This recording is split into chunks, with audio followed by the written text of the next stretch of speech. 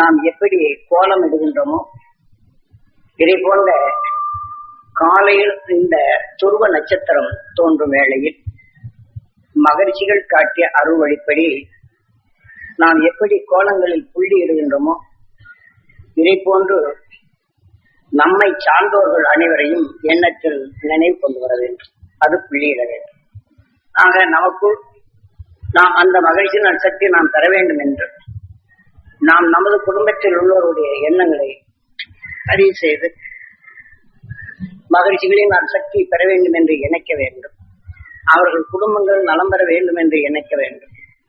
இது ஒரு பழக்கமாக வர வேண்டும். நம் குடும்பத்தைச் சேர்ந்தவர்கள் கணவரிலிருந்து குழந்தைகள் வரையிலும் அத்தையிலிருந்து மாமன் வரையிலும் ஒரு கண்டிப்பான நிலைகள் நாம் தியான வழி மெம்பர்கள் இவ்வாறு இணைத்து பழக வேண்டும். ஆக ஒவ்வொருவரையும் எண்ணி அவர்களுக்கெல்லாம் இந்த மகிழ்ச்சி சக்தி பெற வேண்டும்.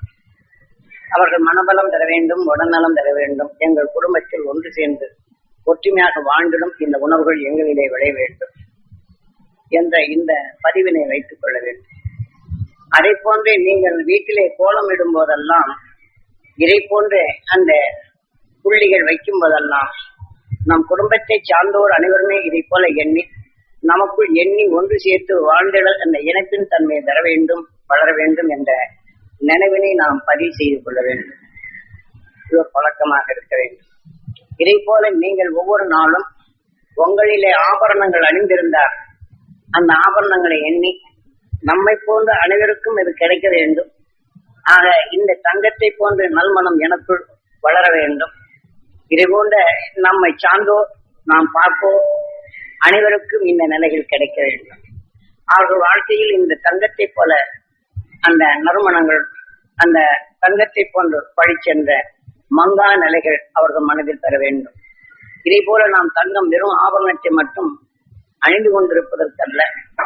ஆக இந்த ஆபரணங்கள் அனைத்தும் நாம் எப்படி இதை ஆபரணங்களாக அணைந்து தெய்வங்களுக்கு அந்த மாலையாக போட்டோ ஆபரணங்களாக அணைந்து பார்க்கின்றோமோ இதை போல தங்கம் எவ்வாறு அது மங்காது இருக்கின்றதோ இதை போல நமது எண்ணங்களை மங்காது அனைவருடைய அரவணைப்புடன் அது இருக்க வேண்டும்.